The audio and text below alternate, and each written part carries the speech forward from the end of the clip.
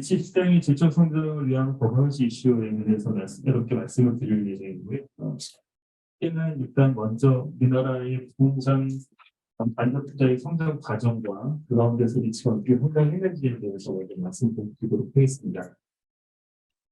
번째 페이지고요.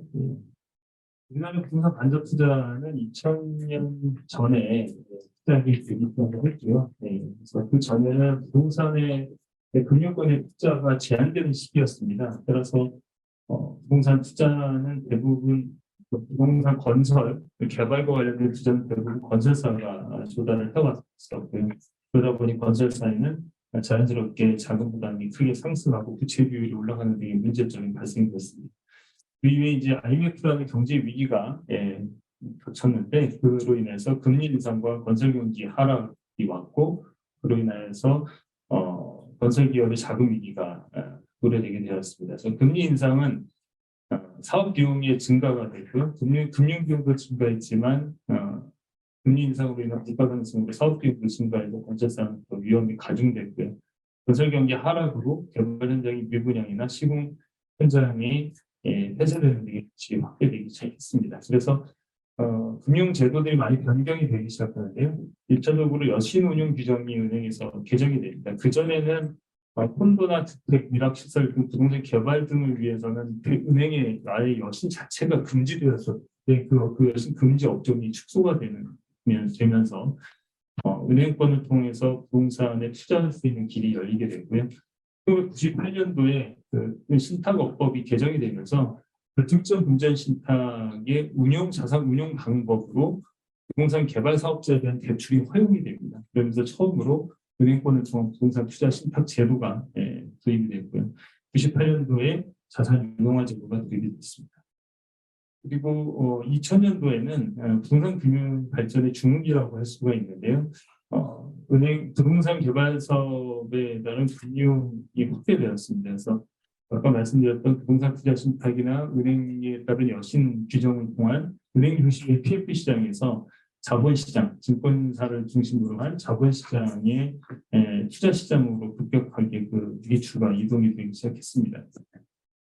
부동산 개발 PF가 증권사의 ABS나 ABCP 등을 통한 자본시장을 통해서 자본시장의 자금이 부동산 개발 사업으로 유입되게 되고요. 이 과정에서 이런 채권화를 하려다 보니 발생했던 문제가 바로 시공사의 보증을 요구했고 이런 시공사의 보증이 늘어나는 문제가 발생하게 됩니다.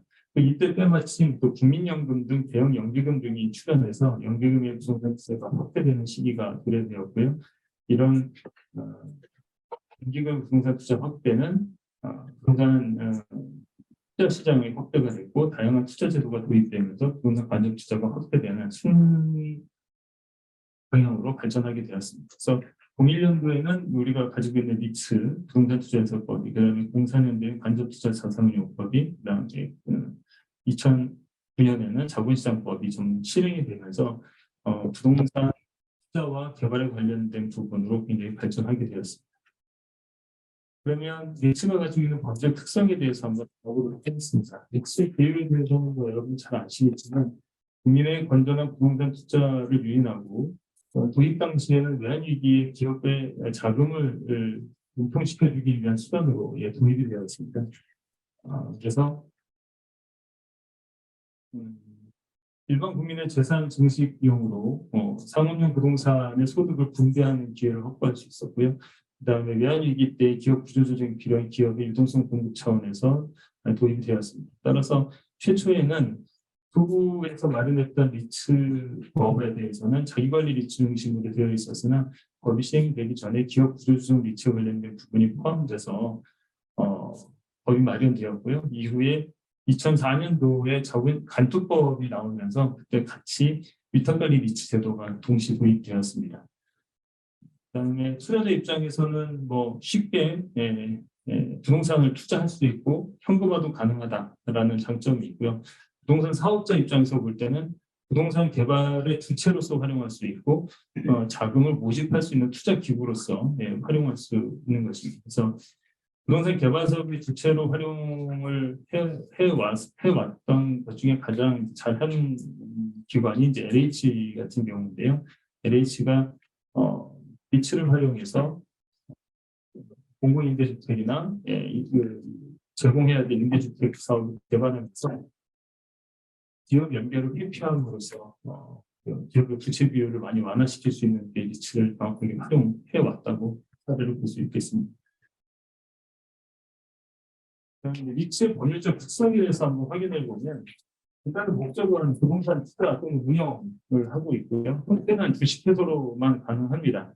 신탁형 또는 다른 회사 형태는 불가능합니다. 그래서 그리고 운영 방법은 부동산을 투자, 개발, 임대하는 방법을 운영하도록 되어 있고요. 설립 요건은 설립 자본금을 위탁관리 리츠는 3억 원, 자기관리 리츠는 5억 원으로 발기 설립을 하도록 규정이 되어 있습니다. 또한 발기 및 이사의 유권을 법률상에서 특정 조건을 부여함으로써 리츠의 신용도를 확보하도록 하였고요. 일반 회사와의 차이라고 보면 리츠는 인가제를 갖고 있고 특정 조건의 내용을 포함한 정관을 반드시 만들도록 이렇게 법률이 기재되어 있습니다. 그러면 자본시장법상 펀드와의 차이점, 가장 큰 차이점을 볼 수 있는 것은 주주총회와 이사의 역할이 아닌가라는 생각이 됩니다. 리츠의 대표적인 의무는 공모의 의무와 주식회사의 배당 의무가 있습니다.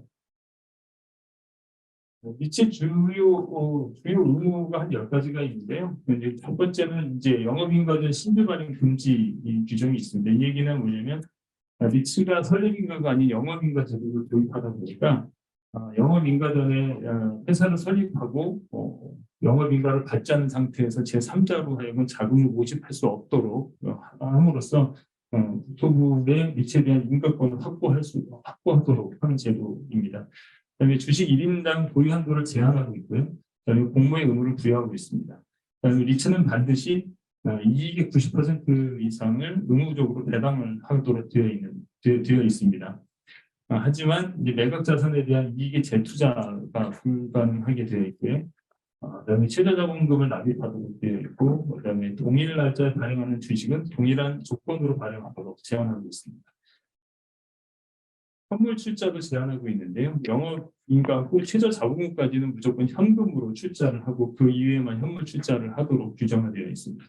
또한 보유 부동산을 리츠를 투기 도구로 사용하지 못하도록 리츠가 부동산을 보유하는 경우 일정 기간 동안 처분을 제한하고 있고 상장 요건을 갖춘 리츠의 경우에는 국토부 장관이 주식을 상장을 명령하도록 되어 있습니다. 그리고 리츠는 부동산을 총 자산의 70% 이상을 보유하도록 자산을 보유하는 비율을 정하고 있습니다.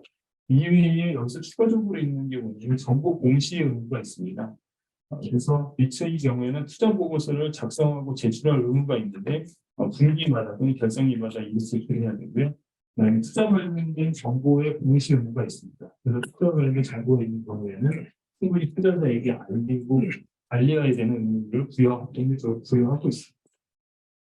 제가 말씀드렸던 이 모든 주요 의무 중에서는 주식 1인 보유 한도와 공모의 의무를 제외하고 나머지는 공모나 사모나 관계없이 동일하게 다 적용되고 있습니다. 일단 그럼 이제 리츠와 가장 유사한 집합투자기구의 건축 차이를 좀 살펴볼 필요가 있는데 이제 리츠 구조를 보면 첫 번째 자기관리 리츠와 기업 보조적 리츠 두 가지로 나눌 수 있습니다. 자기관리 리츠는 직접 자산 운영을 하고 운영과 투자가 합쳐진 동의체로서 이 상분 임직원이 있습니다. 따라서 법인세 혜택을 받을 수 없고요. 기업 보조적 리츠나 위탁관리 리츠는 AMC에게 자산을 위탁하는 영업회사로 인하여 법인세 혜택을 받을 수 있습니다.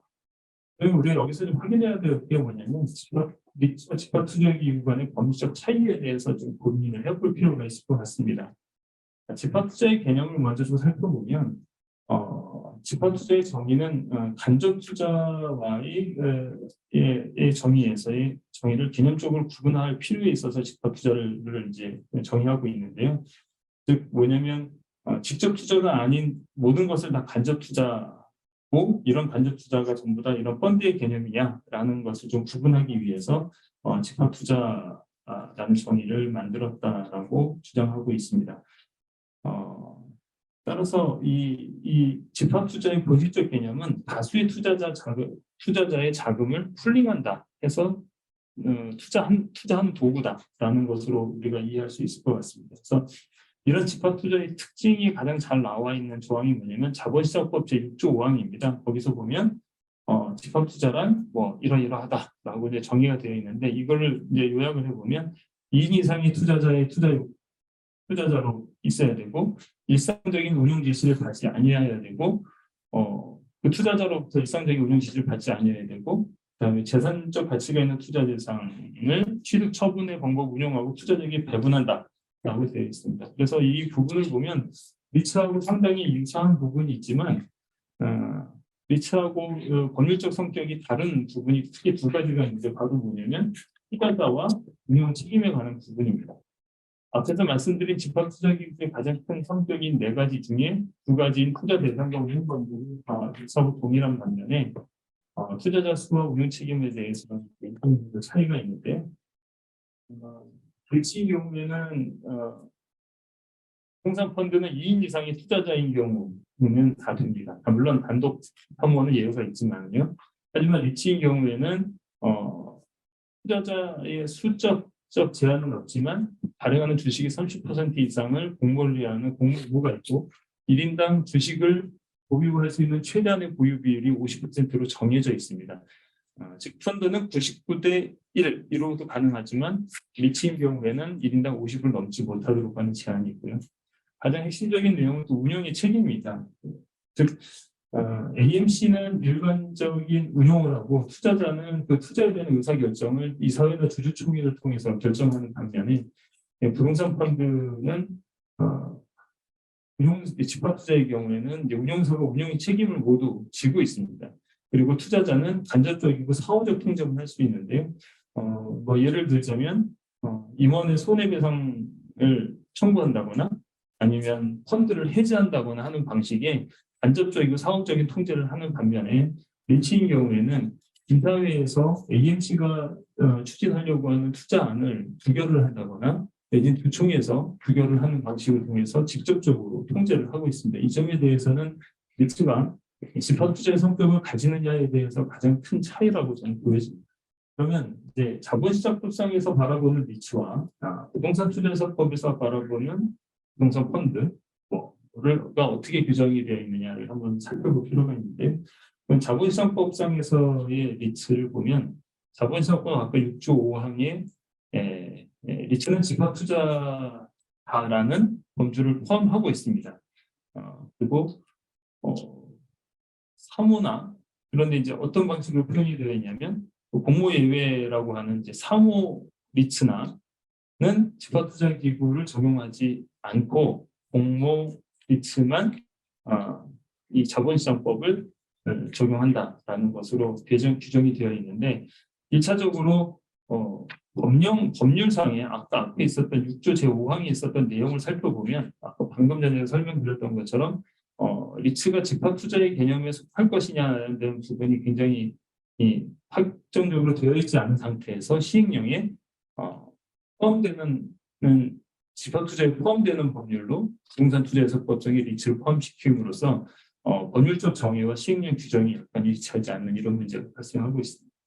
반면에 또 부동산 투자해석법에서는 자본시장법을 어떻게 바라보고 있냐면 이 49조의 사항에 보면 공모 부동산 투자에서의 특례라는 규정이 있습니다. 여기에서 공모 리츠란 자본시장법상 사모집합투자기구에 해당되지 않은 부동산 투자해석을 정의함으로써 부동산 투자해석법상 안에서 스스로 리츠가 집합투자의 범주에 속한다라는 어떤 이런 법률적 구성을 가지고 있습니다. 그래서 이런 부분들이 현행 있는 거고요. 그럼 앞으로 이제 이런 부분이 어떻게 개선이 돼야 될까에 대해서 이제 생각해 보면 과연 미치는 집합투자 범위에 포함되는지에 대한 부분을 고민할 필요가 있고요. 그다음에 공모의 절차에 관련돼서는 당연히 자본시장법을 따라야 된다라고 해서 그런 것만 선별적으로 적용하는 법률 적용안이 좀 필요하다고 보여지고요. 그다음에 자본시장법상의 일반적 규제는 배제하도록 그 법안이 정비가 돼야 된다라는 것입니다. 그 얘기는 뭐냐면 특례 기준으로 되는 49조의 3이 포지티브 규제 형식으로 되어 있습니다. 그래서 이 부분을 네거티브 규제 방식으로 좀 전환을 해야만 그런 문제가 있는데, 그 이유는 뭐냐면 자본시장법상의 특정한 기준이 바뀌어버리면 그러니까 49조 3에서 적용 배제라는 조항이 아닌 새로운 조항이 신설이 되어버리면 부동산 투자자법상 관계없이 공모리치는 자본시장법상의 통제를 받을 수밖에 없는 이런 법률적 한계를 구조를 가지고 있습니다. 그래서 이런 부분들이 좀 정비되어야 될 사항이 아닌가 그 사항이고요. 네 번째는 이제 질적 성장을 위한 재원에 대해서 좀 말씀을 드리도록 하겠습니다. 제가 앞에 단계에서 굉장히 리츠와 집합투자기구 간의 정의에 관련해서 여러분들께 길게 설명했던 이유가 바로 이 1번을 설명하기 위해서입니다. 리츠의 투자 의사결정은 누가 하며 리츠의 주인은 과연 누구인가? 라는 부분에 대해서 여러분들하고 좀 논의를 좀 해볼 필요가 있다고 생각하는데, 왼쪽에 있는 보시는 그림처럼 자산관리에서 AMC는 입학과 리츠를 운영 지시를 하도록 되어 있습니다. 다만 이제 우리가 일반적으로 보는 아랫단에 있는 이 그림, 별표처럼 되어 있는 그림은 여러분들 많이 보셨을 겁니다. 하지만 왼쪽 위쪽에 박스를 쳐져 있는 의사결정 과정에 대한 부분들을 여러분들이 많이 보진 못하실 텐데, 실질적으로 자산관리회사는 이사회에다가 보고를 합니다. 보고를 하고 주주총회에도 또 보고를 해서 승인을, 법률상에 정해져 있는 활동을 하려면 주총회 승인을 받아서 보고를 하고 그 승인을 받은 행위를 가지고 운영 지시를 하게 되어 있습니다. 그래서 하게 되는 현재는 어떻게 되어 있냐? 투자자들이 일단 기본적으로 펀드에 굉장히 익숙해져 있습니다. 그러다 보니까 투자자가 직접 자산 운용에 참여해서 그 책임을 짓는다는 어떤 참여의 필요성을 굉장히 낮게 있어서, 오히려 이 리츠의 이러한 의사결정, 투자자가 의사를 결정해야 된다는 이런 그 부분을 선호하지 않는 문제가 발생하게 됩니다. 그리고 AMC가 처음에 그 영업인가를 넣을 때 그 이사를 스스로 선임함으로써 이사가 AMC를 견제할 수 있는 견제적 기능이 상실되고 있고요. 개인 투자자 같은 경우는 주주총회에 무관심하거나 참여의 불신점을 찾기가 어렵기 때문에 자기 의견을 제대로 표현할 수가 없습니다. 그리고 현재 부동산 투자해소법상의 이사의 요건도 보면 형식적 요건만 규정하고 있을 뿐 질적 심사를 위한 부분은 내용에 포함되어 있지 않습니다. 그래서 이런 부분들이 이런 이 법적인 통제 장치인 이사회와 주주총회가 적절하게 작동하기, 내부 통제 기준으로서 작동하기 위해서는 제도적 개선이 좀 필요하고요. 그다음에 이러한 이런 적절하게 AMC를 통제하고 견제하는 어떤 이런 리츠에 대해서 구제를 해주는 사회적 통제 시스템이 좀 구축될 필요가 있다라고 생각됩니다. 그러면 그 부분에 대해서 좀 세부적으로 풀어보면 법적제도의 개선이 좀 필요한데요. 이게 뭐냐면 이사의 책임을 법원이 고려하는 방식으로 현재는 국토법이 규제를 하고 있습니다. 예를 들자면 뭐뭐를 위배한다라고 하면 이사들의 책임으로 전부 다 이렇게 규정화되어 있는데, 그래서 이렇게 책임이 무거우니 좀 역량 있는 사람들이 들어올 수도 있도록 유도를 한 것으로 보여지지만, 하지만 이사들의 어떤 이런 그 선임 과정에서 필요한 역량이나 경험 등을 평가하고 그것을 인가의 조건이나 또는 뭐 등록의 어떤 요건으로 이렇게 나열해 놓지를 않고 있습니다. 이런 문제가 좀 있고, 그다음에 상장 리츠인 경우에는 반드시 신용평가 일정 규모 이상 되면 신용평가를 받도록 되어 있는데요.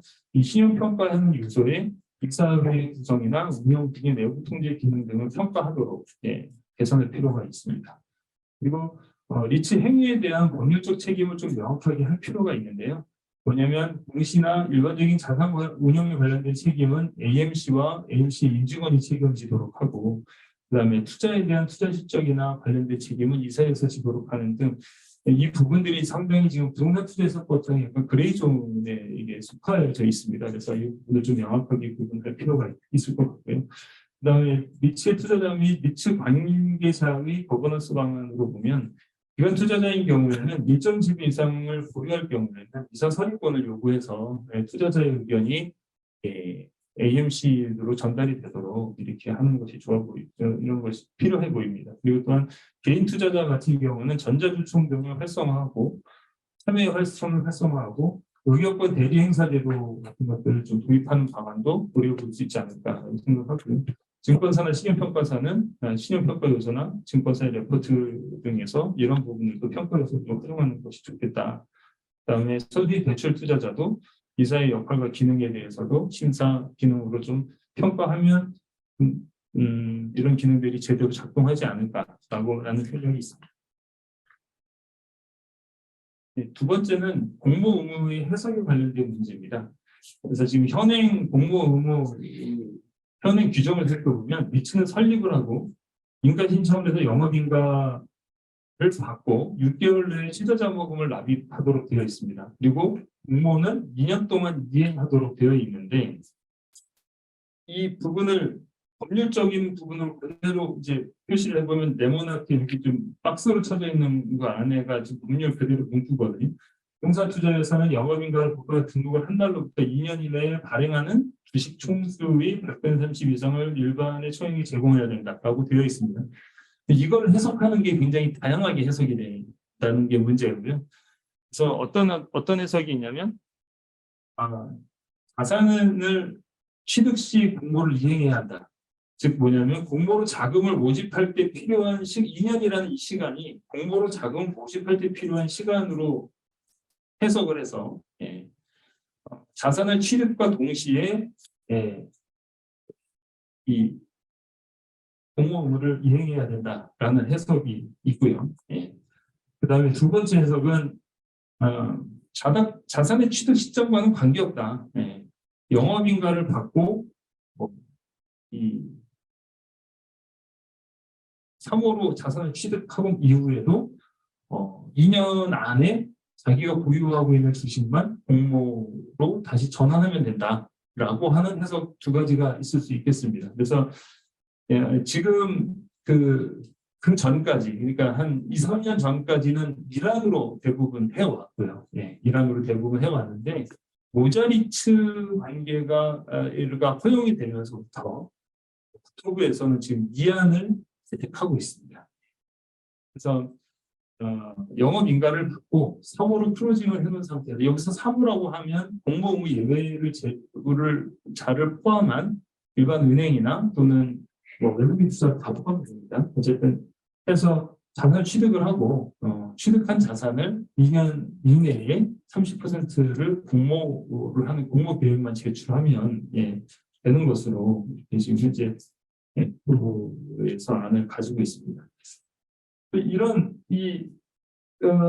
공모 규정의 해석의 문제점이 있는데요. 첫 번째는 일환을 만약에 그대로 계속 고지를 한다 그러면 공모로 자금을 만들기가 리츠를 만들기가 굉장히 어려워지는 문제가 있습니다. 즉 뭐냐면 자산을 매매하는 시점과 공모가 완료되는 시점을 맞춰야 되는데 실질적으로 실무상에서 기술적으로 그 두 개의 시점을 맞추기라는 것은 매우 어려운 상황이고요. 그럼 이안으로 좀 하자 그렇다 보면 공모보다 사후 리츠가 더 활성화될 확률이 굉장히 높아진다. 그다음에 2년 이후에 2년이 경사된 이후에 공모 의무를 이행하지 못할 경우에 처리 방법이 투명하다라는 어떤 이런 문제가 있을 수 있겠습니다. 그런데 현재 자본시장을 고려하여 공모를 좀 탄력적으로 운영할 필요가 있는데요. 공모 의무기간을 좀 확대하고 이 기간 안에는 사무투자자의 리츠 투자를 허용하도록 하며 공모와 관련된 법률 규정을 좀 명확하게 규정할 필요가 있겠습니다. 그래서 만약에 제도가 개선이 된다면 어떤 방식으로 해야 될 것이냐라고 봤을 때 공모의 정의를 좀 명확하게 해야 되는데요. 공모는 첫 번째 대상과 비율과 이행 기간을 명확하게 정할 필요가 있겠습니다. 그래서 대상은 리츠가 영업인가 이후 발행하는 모든 주식을 대상으로 할 거냐 아니면 리츠가 조달한 자본금 중에서 30%의 범주 내에서만 공모 의무를 이행하도록 할 거냐라는 문제가 있습니다. 만약에 두 번째인 조달 자금을 공모 비율로 따져본다면 예컨대 롯데리츠가 예를 들어서 뭐 공모를 50%를 공모했다라고 하면 이 공모 의무가 30% 정이 되기 전까지는 상호로도 다 투자가 가능하다라는 대상의 범위가 굉장히 확대될 수가 있는 거고요. 현행 법률상에서는 하지만 리츠가 영업인가 이후에 발행하는 모든 주식으로 되어 있어서 실은 리츠가 영업인가 발행하는 주식으로 하는 것이 좋겠다라는 거고요. 그다음에 이행 기간은 자 이거를 최초 자산의 매입으로 볼 거냐 아니면 그냥 2년 내에만 공모하고 그 이후에 공모를 안 해도 된다라는 규정으로 해석할 거냐 아니면 최초 공모를 하는 시점은 2년으로 하되 그 이후에는 계속돼서 의무를 유지하도록 할 거냐라는 식으로 봤을 경우에는 이제 최초 공모의 시점으로 보고 그 이후에는 계속해서 이 규정이 유지가 되도록 하는 식으로 공모 의무와 관련된 제도가 개선돼야 될 것이다라는 거고요. 그다음에 현재의 지금 금융 상황이나 이런 상황을 좀 봤을 때는 공모의 의무 기간이 2년으로 되어 있는데 이걸 3년으로 좀 확대하는 방안에 대해서도 좀 시장에서 고민할 필요가 있을 것 같다 생각이 듭니다. 그래서 개선이 된다고 하면 어떤 효과가 있냐면 일단은 규모가 있는 공모 리츠 출연이 가능하고 3호 단계에서 만들어진 리츠끼리 합병을 통한 대형 공모 리츠 출연을 유도할 수 있겠다라고 예상을 하고 있습니다. 그다음에 두 번째는 금융 변화기에 따른 공모 리츠 자산 확대 방안인데요. 이 방안은 이제 소위 말하는 미국에서 업리츠다 다운리츠 제도를 시행을 할 때 했었던 이제 현물 출자와 관련된 양도소득세 이연과 관련된 부분이라서 기업이 보유한 부동산을 리츠로 흡수를 할 수 있고요. 그다음에 리츠인 경우에는 증자나 자본 조달 없이도 자산 취득이 가능한 제도입니다. 어떤 일반 기업인 경우에는 자금이 필요했는데 부동산을만 보유하고 있는 상태에서 취득 가격이 낮은 부동산은 매각을 하고 싶어도 높은 양도소득세를 내야 되기 때문에 매각의 효과가 낮은 어떤 이런 부동산 자산을 보유하고 있는 기업이 있을 수가 있습니다. 또한 국내 분리상속으로 인해서 부동산 개발 사업이 대규모로 부실이 발생해서 토지는 확보했으나 개발 사업을 진행하지 못하는 이런 상황이 있을 수가 있는데요. 이런 부동산을 리츠에 현물 출자를 하고 현물 출자로 받은 리츠를 매각하기 전까지는 양도세를 유예하는 제도입니다. 그래서 이런 것을 하게 되면 기업 입장에서는 양도세를 주식 매각 때까지 이연할 수 있고요. 그다음에 배정받은 주식을 일부 상장 시장에서 매각함으로써 부분적으로 현금화시킬 수 있다는 장점이 있고 회계상으로 부동산 실물을 부고파하는 기능을 할 수 있으며 개발 사업 같은 경우에는 지속적 추진이 가능하도록 할 수도 있을 겁니다. 그래서 오른쪽에 있는 박스는 이거를 이제 모자리츠 방식으로 구성하는 것도 좀 허용해야겠다라는 거고요. 현재 법률상으로 허용되지 않습니다.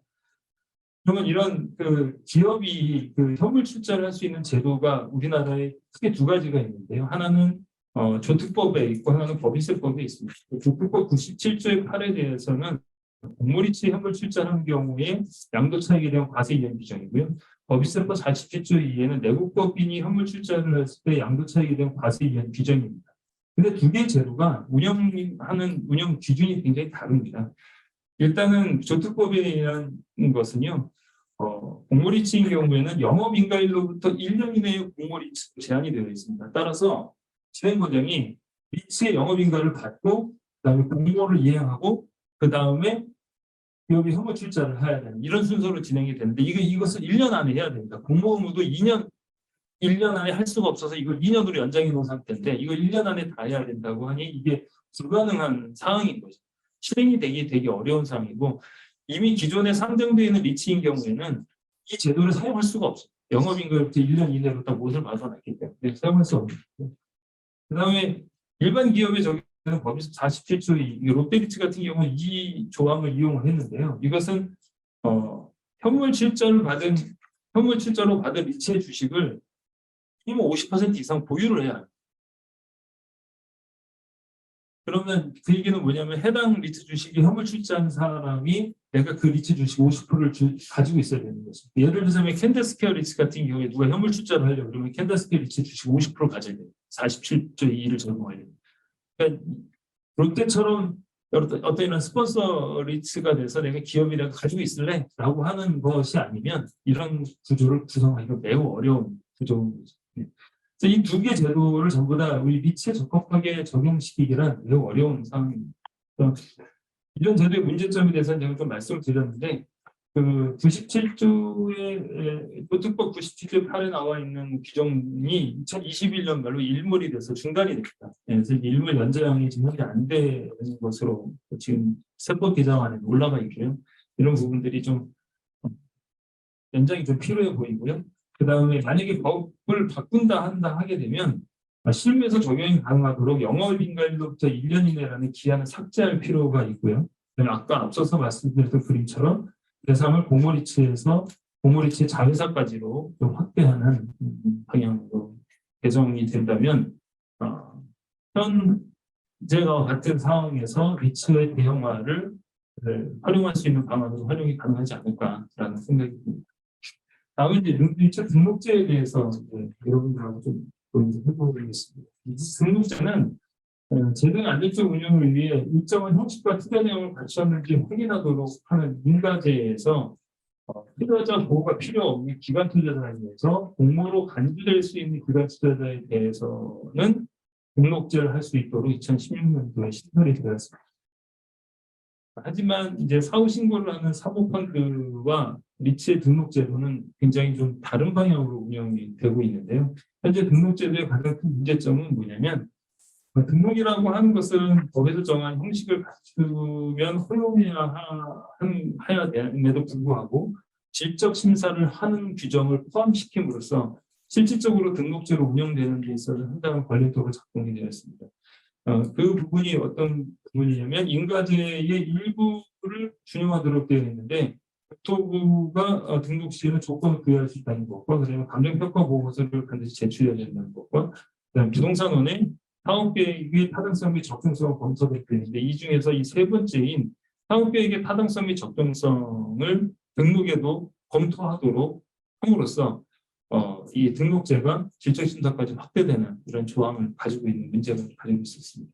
그래서 이번에 그 김정재 의원안으로 리츠 등록제가 개선이 되는데요. 연금의 투자 비율을 30%에서 50%로 확대를 하고 하지만 사업계획의 타당성 및 적정성을 확인하는 영업인과 준용 규정을 배제하도록 하고 그다음에 개발 사업의 30% 초과 비율을 폐지하도록 되어 있습니다. 그래서 이게 등록점이 개선이 되면 서류 준비 등이 굉장히 간소화될 것으로 예상이 되고요. 그다음에 등록 접수일로부터 21일에 등록이 가능함으로써 리츠 등록의 예측 가능성이 높아질 것으로 예상이 됩니다. 또한 개발 사업 비율이 폐지돼서 연기금 등의 투자자를 통해서 등록 요건을 가진 경우에는 개발 사업이다 하더라도 등록 리츠로 활용이 가능할 것으로 예상하고 있습니다. 이런 기대가 효과가 기대됩니다. 리츠 등록제를 활용한 개발 사업의 추진인데요. 연기금 전용 모자리츠 구조를 통해서 등록 관련된 리스크를 감소하고 이런 기관 전용 리츠를 출연이 될 것이다라고 예상이 되는데요. 이거는 크게 두 가지로 나누는데 연기금이 모리츠에 투자를 하고 모리츠는 각각 자리츠를 통해서 부동산을 이제 매수를 하게 될 경우에 모리츠 단계, 자리츠 단계에서 부분 매각하고 다시 모리츠가 다시 자리츠를 만들어서 새로운 부동산을 취득하는 방식으로 운영을 하게 되면 연기금 전용 리츠가 좀 출연을 할 수 있지 않을까라는 어떤 기대가 좀 있고요. 그다음에 개발 리츠도 동일한 방식으로 이런 모자 리츠 구조를 통해서 만들어 가면 중공업 매각 또는 공모 전환으로 전환하면서 연기금이 모리츠에 투자하고 일정 규모를 투자하고 계속 그 규모 상태를 유지하면서 다양한 사업을 투자할 수 있는 구조가 나타나지 않을까라는 기대가 있습니다. 그다음에 이제 모기지 리츠가 과연 한국에서 출연이 가능할까라는 거에 대해서 좀 고민을 같이 해보도록 하겠습니다. 우리나라 리츠가 법률이 제도가 도입되면서 에쿼티 리츠만 허용할 수 있도록 이렇게 구성되어 있습니다. 그 이유는 리츠의 투자 및 운용을 정의하고 있는 법 21조에 대해서 대출로 운용할 수 있는 규정 자체가 없었는데요. 2022년에서야 비로소 개발사업자를 대상으로 하는 대출이 부분적으로 허용되는 규정이 적용돼서 에쿼티 리츠 말고 그러면 이제 대출형 리츠가 과연 이제 출연할 수 있느냐에 대한 물꼬를 트는 어떤 이런 법률 개정이 있었는데요. 사주를 부동산 개발 법인으로만 한정을 해서 사실 부동산을 담보로 하는 모기지 대출은 취급할 수가 없습니다. 그래서 지금 미국에서 있는 모기지 리츠의 구조하고는 상당 부분 차이가 있을 수 있을 것 같습니다. 그리고 또한 대출 운용 방법에도 레버리지를 활용할 수 없도록 자본금을 100% 투자 대출로 운영할 수 있도록 규정화되어 있다 보니까 적극적 운영이 불가능합니다. 그러니까 기존 대출의 문제는 결국은 이 제도를 규정함에 있어서 사모펀드인 경우에는 제한 없이 그러니까 차주의 제한이 없는 상태에서 대출이 가능한 반면에 리츠는 공모든 사모든 관계없이 전부 다 개발 사업자에 대한 대출로만 할 수 있도록 제한적으로 허용이 돼 있어서 이게 좀 개선될 필요가 있다고 보여집니다. 그다음에 레버리지를 활용할 수가 없어서 금리 변화기에 적극적 있는 방법이 어렵고요. 가장 큰 문제는 뭐냐면 자본시장법상 집합투자기구는 대부업법에 따른 대부업 제한이 배제가 되어 있는 반면에 리츠는 현재 대부업법상 대부업 제한을 배제가 되어 있지 않습니다. 그래서 대부분 대출을 업으로 삼을 때는 문제가 이런 상황이 발생될 수 있겠습니다. 모기지 리츠 출연을 제도 개선 사항을 보면 아직 현재 그 대출의 방법 절차에 관한 사항이 국토부 고시가 미비되어 있는데 이게 좀 개선이 고시가 빨리 나와야 된다라는 거고요. 그다음에 정부의 주택 정책 등을 이유로 주택담보대출은 되지 않는다 하더라도 CMBS 같은 경우는 가능할 것으로 보여져서 대출에 대한 차주를 개발 사업자가 아닌 일반 실물 자산을 보유하고 있는 법인이나 펀드 리츠를 좀 확대하는 방안을 좀 고려해볼 필요가 있지 않을까라고 생각하고요.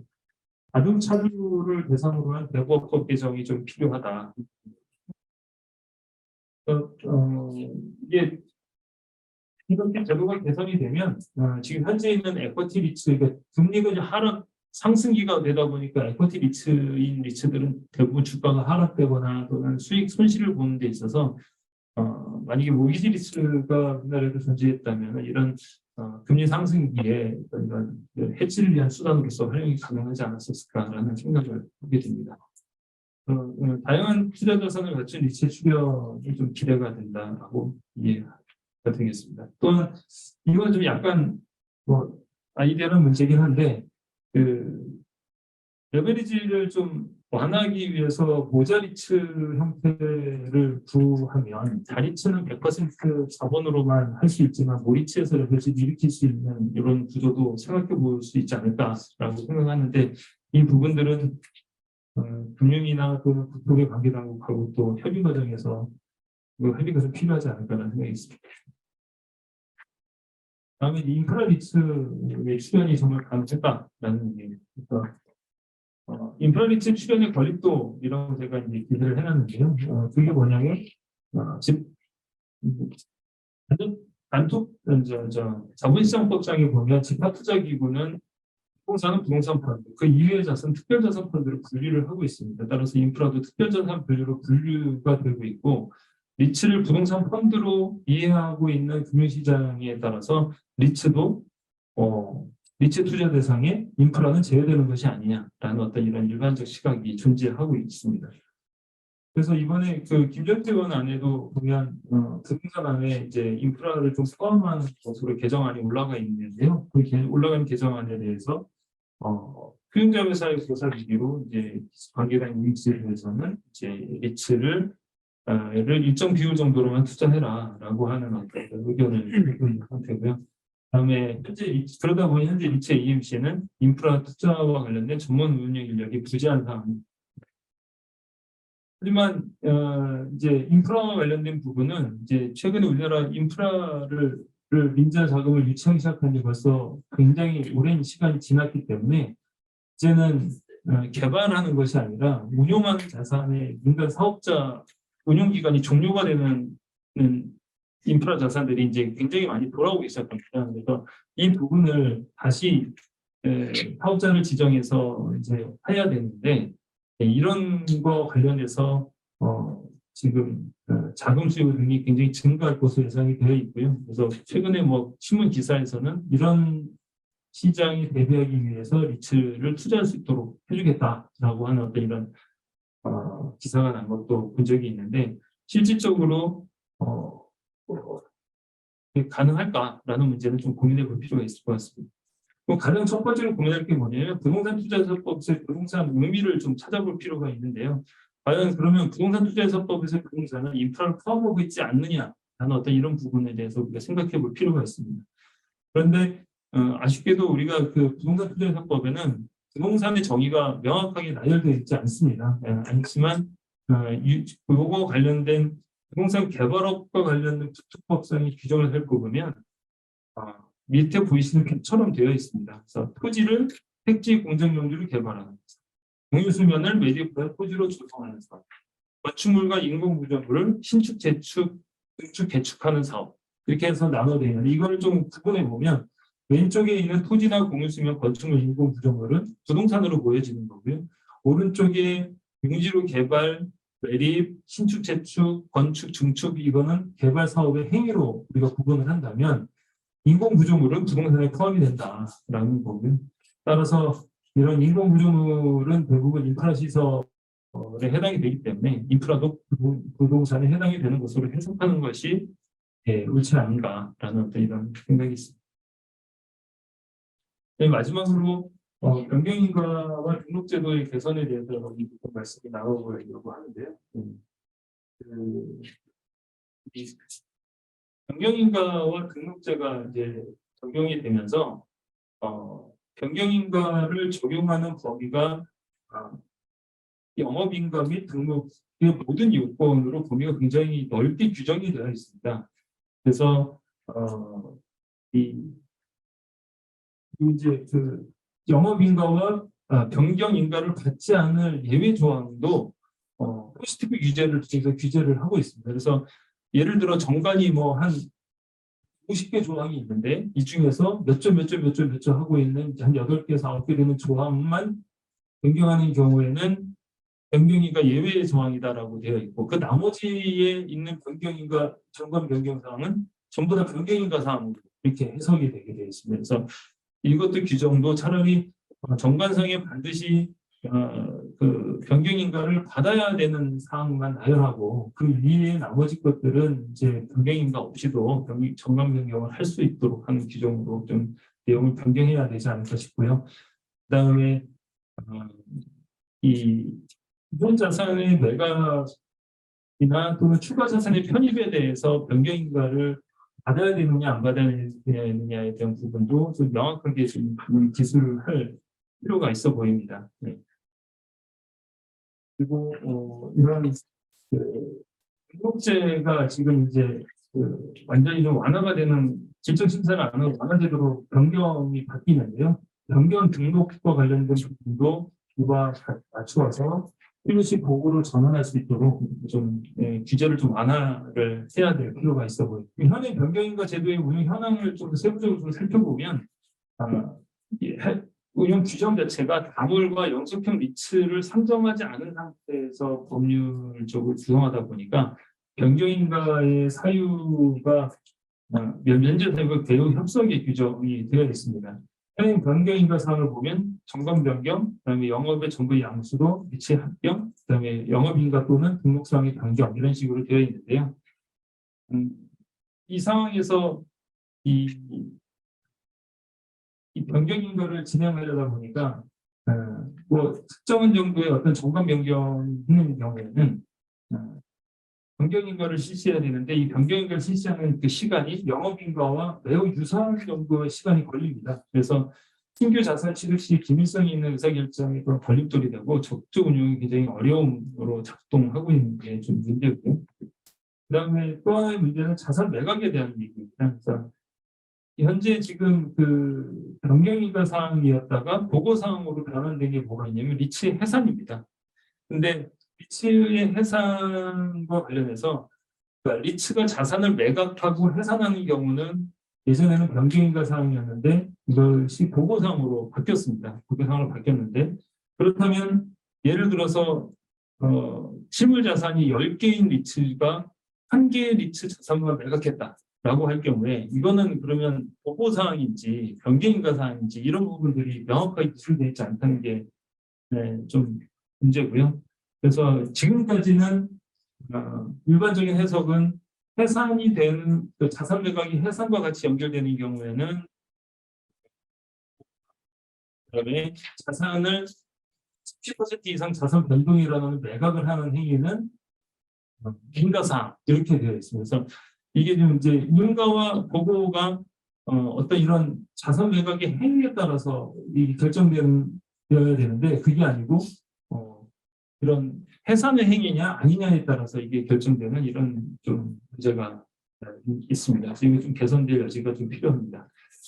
오늘 좀 제가 긴 시간 여러 가지 주제가 있음에도 불구하고 그 중에서 가장 현실적으로 좀 필요하다고 생각하는 제도 개선과 그 다음에 현재 금융 상황에 맞춰서 자산을 취득할 수 있는 다양성을 좀 확보할 수 있는 이런 상황에 대한 내용들을 여러분께 좀 말씀드렸습니다. 감사합니다.